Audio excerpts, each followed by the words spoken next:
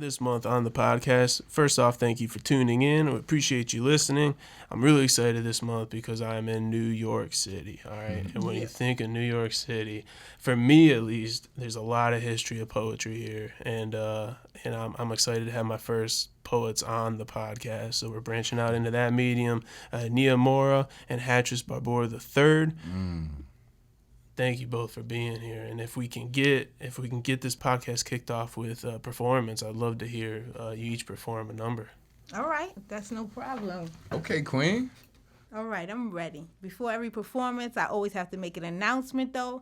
Harlem is officially in the building. That's a Let's fact. go. Aunt Jemima is not one of my ancestors. I wasn't born with the natural knack for churning butter nor baking bread. Mysteries are mapped out between my thighs. History is hidden in my eyes. Wonder and chaos are etched in my palms. Unwritten psalms cling to the tip of my tongue, awaiting an occasion to be sung. Fury and fire are wafted in the marrow of my lungs. Build me a table, and this is what I'll serve you. Aunt Jemima is not one of my ancestors, and I damn sure ain't your mother neither. Very nice. Talk that, Queen. Nia Mora. Yeah.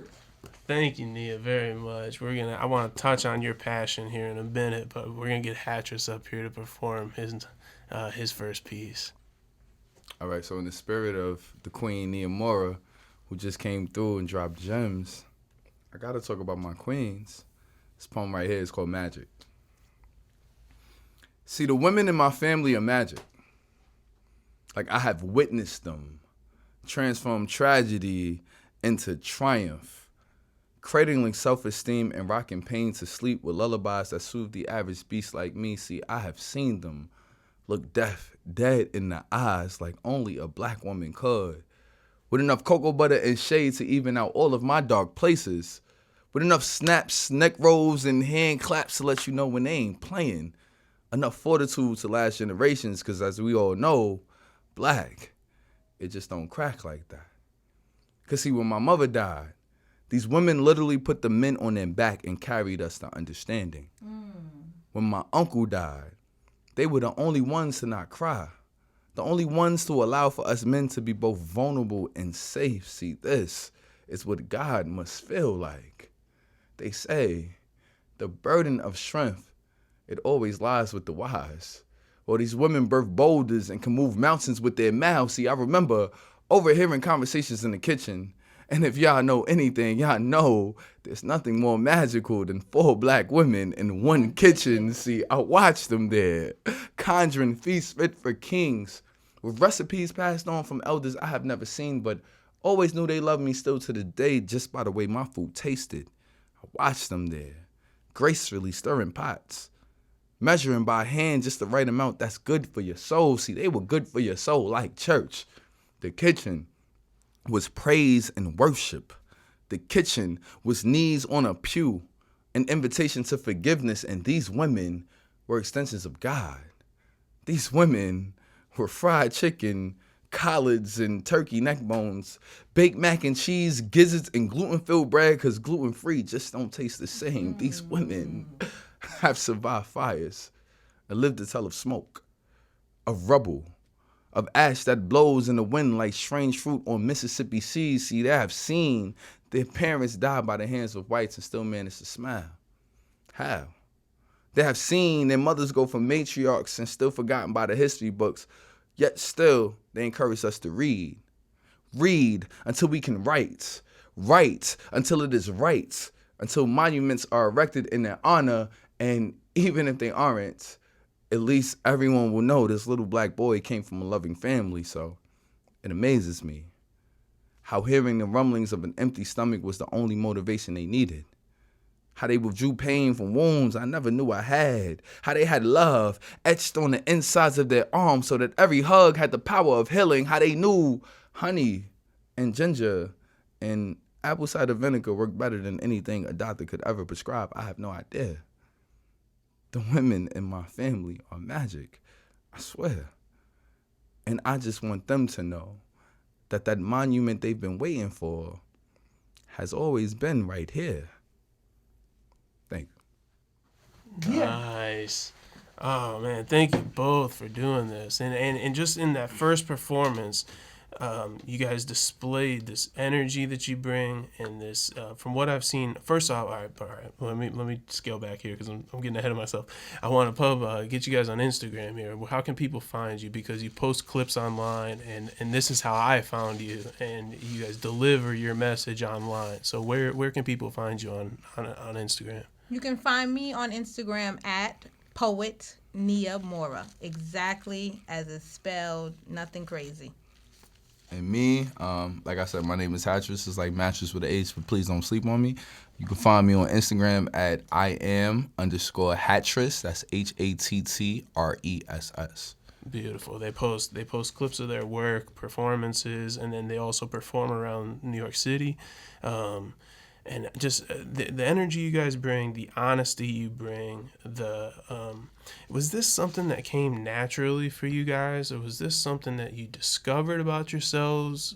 I'm curious how poetry came into your lives. Ladies first. Thank you, King.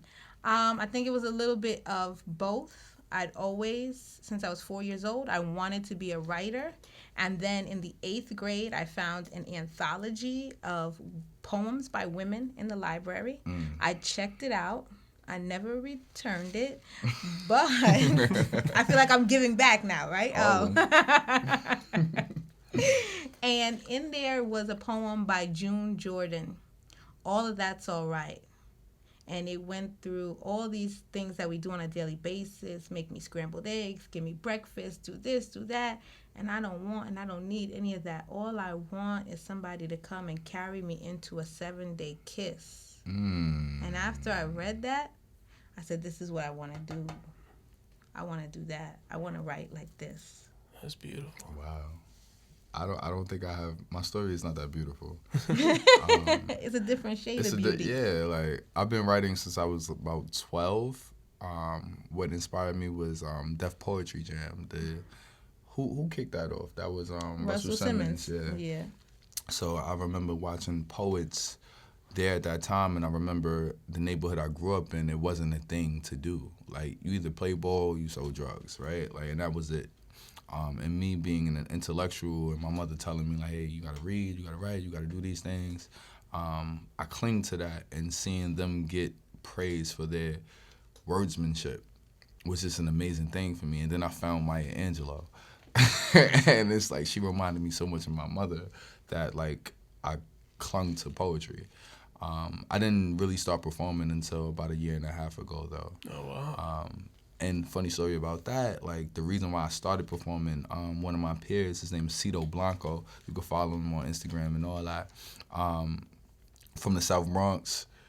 He has the same type of energy that we bring. It's a message that needs to be heard in a way that hasn't been heard. And he gave me the confidence to hit a stage. Just following him, seeing what he's doing, it's like I will never discredit that. That's one of my mentors in the game right now. Like every time I come to I stumble a little bit, I hit him up like, hey, bro, what should I do? And he got me. So it's like things like that. The artist community is a very welcoming and loving space for me.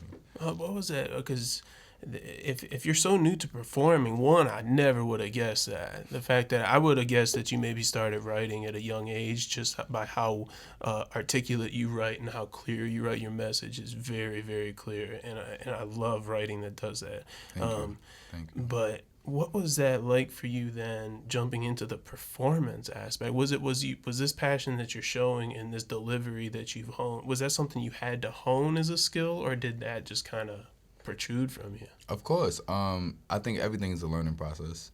I've been in public speaking for a while because of my careers. I'm a recruiter right now. I work for Housing Works, and I recruit for people who've been incarcerated, help them get jobs. So I had to do a lot of public speaking, and I think my career path kind of honed my stage career because it made me it made me understand presence and how important it is.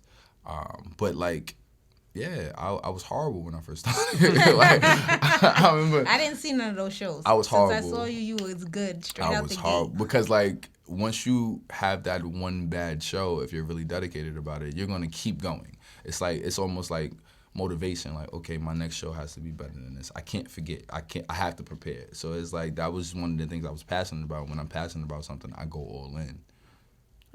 And yeah, for you, you were telling me how you would kind of transition from being a writer to being a poet. Yeah. And so once you kind of decided to make that transition, how did that, like, did that feel comfortable to you? Was it a comfortable transition, or was that something that you had to, like, push through?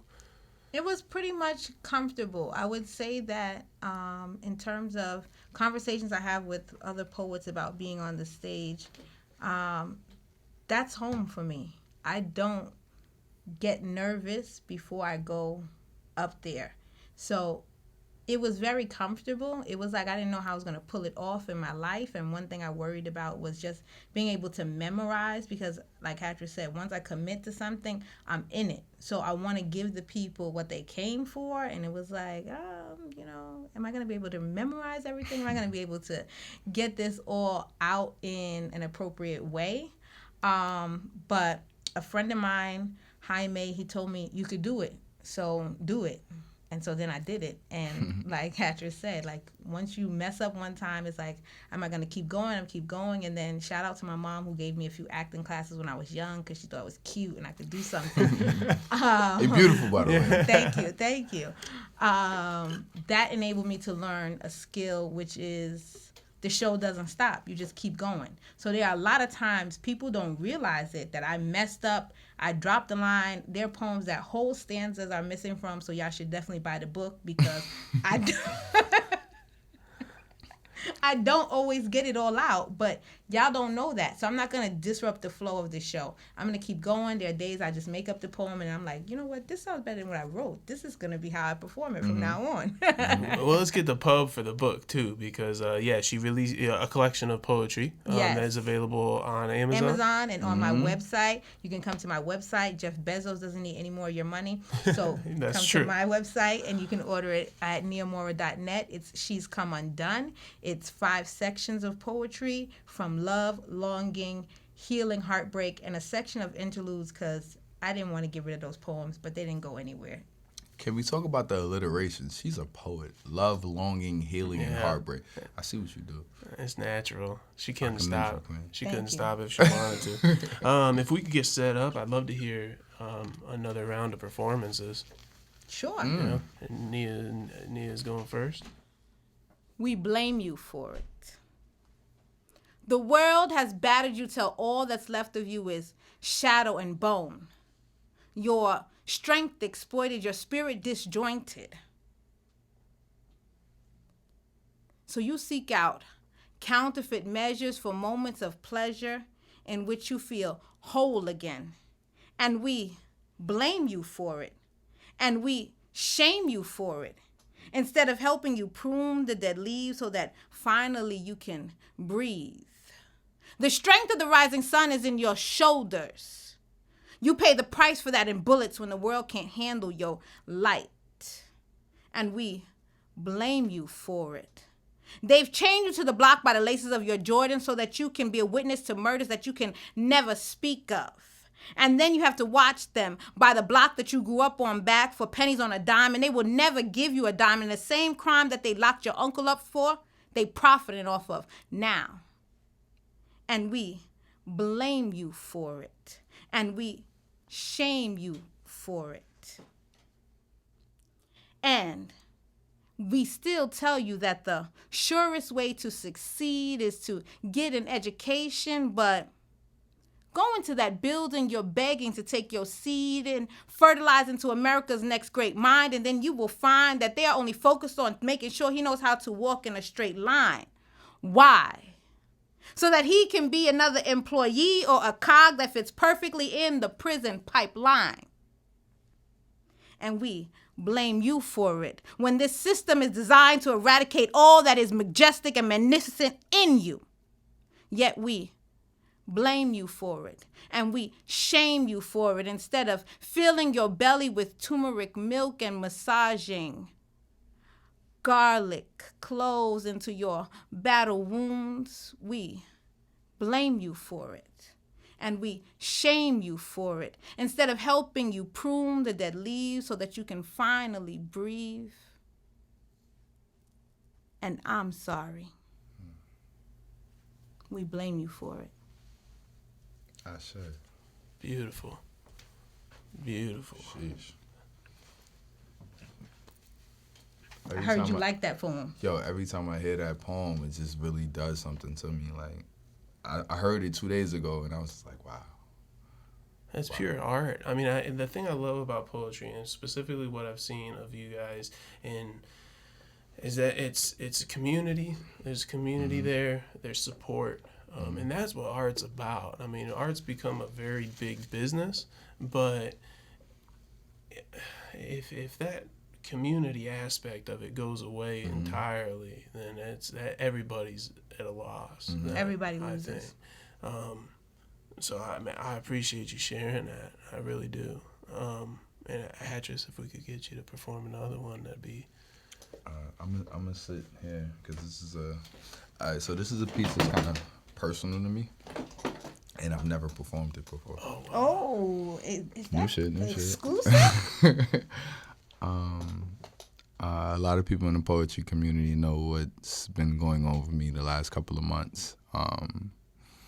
And I just thank God for the support system that I've had and just the people that I've met, because like without them, I probably wouldn't be able to be here right now. So I haven't titled this poem yet. I don't really like titles like that, but I'll just go into it. I am black before I am man. Man before I am father. Father is what I chose, but God said no, so I am everything I had no say in. I am black every day. Man right after puberty, father for 8 months and 12 days before God said, hey, I changed my mind, and mind you, I have yet to hear his voice. I just imagine a oh my bad or psych I lied, because ain't God made in my image anyway? See, I've been told that I play too much. Maybe being black makes you turn trauma into jungle gems. Maybe being man makes emotions distant cousins. Maybe being almost father makes you nurture yourself less. I'm not quite sure, because still, I have yet to hear his voice. All that I know is that I'm all the things I had no say in. See, I've always been a quiet kid. The type that is easily forgotten in Toys R Us while the rest of my peers chooses to run amok. I would much rather move in stealth to all the games I wanted to take home, but knew we only had money for about 1 or 2 or maybe 3, so I used my silence to concentrate. I remember after picking up my new edition, I looked around to find my mommy and she was nowhere in sight. I was so quiet that all I did was cry silently to myself for 10 minutes and out 10 until she eventually found me. See, there are some instances that can change the qualities of quiet. In those times, I pray for borrowed voice. October 8th, 2005 is the day my mother grew mute from a hard life. I watched doctors turn ventriloquists, trying to recreate sound from the distance in her eyes. I wonder if she was still in there, just too tired to talk. My mother made sound look like fires burning, engulfed skin with dialect, and left language dripping from the tip of her tongue. Whenever she got the chance, she told me that sound is the part of God no one can ever take from me. I'm still not sure, because I have yet to hear his voice. When I was 11, I watched my mother spit roast a grown man and feed his body to the fire. I could smell his skin tightening up from the flames as if he was reduced to rubble. I asked her why, and she told me, boy, nothing on earth can disobey God's command. She made me speak when silence was sheltered in storms and told me to talk to the mirror with authority, even being all the things I had no say in. April 8th, 2019. I became a childless father. Labor filled my heart with the same silence my mother was overcome by. I had been man for quite some time and only father for a moment. That day, I had used my voice to break the sky and curse the God my mother told me about. That day, I became another thing I had no say in. That day, my own silence returned eager to provide shelter in this storm. On that day, I learned that my daughter is just like her father. Quiet. I wonder what she sounds like.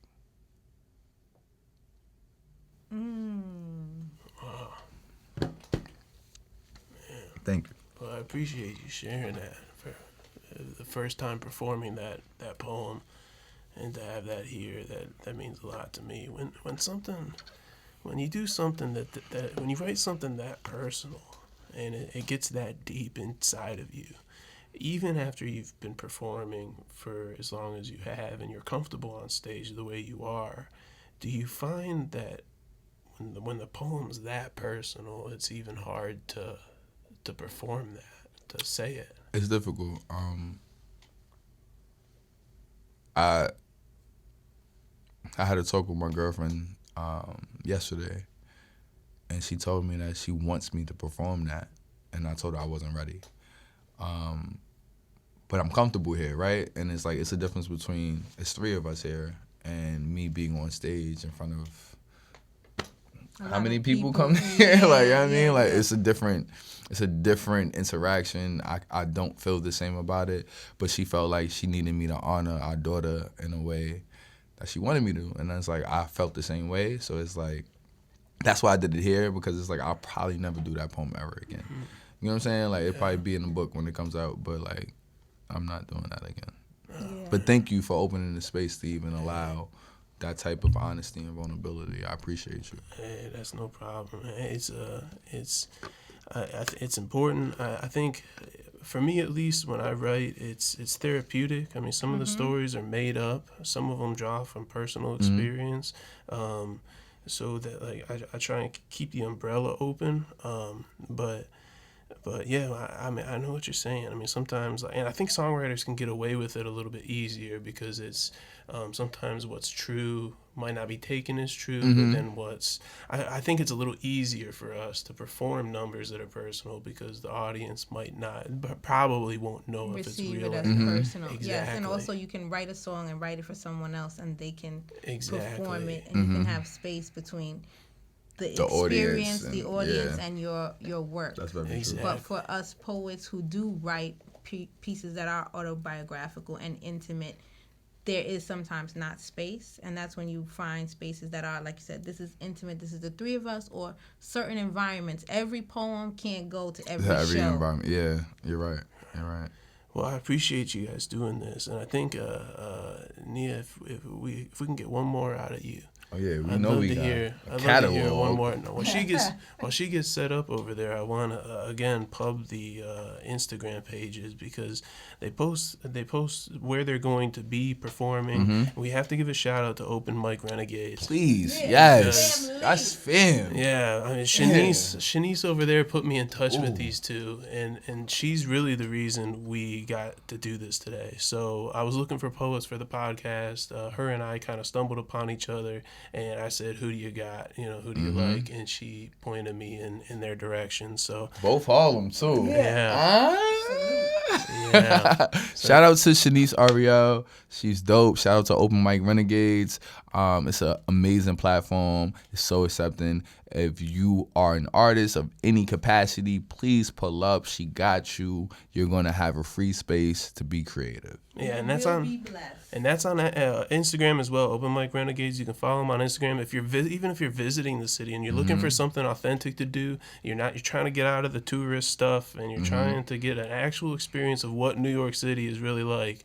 I'm telling you, there are places for that. So, like, check out Open Mic Renegades. She posts about where they're going to be performing, when they're going to have events, and that kind of stuff. So, you'll feel like you're home. You really will. It's family. Yeah. It's all family. I'm going to sign off here now, just so that way we can let Nia end this thing. I appreciate everybody listening, and I appreciate Chiller Sound for having us here today.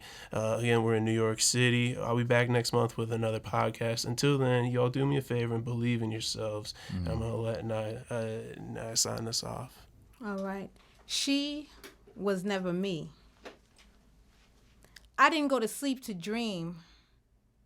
I made my bed so that I could lie in it like I was taught.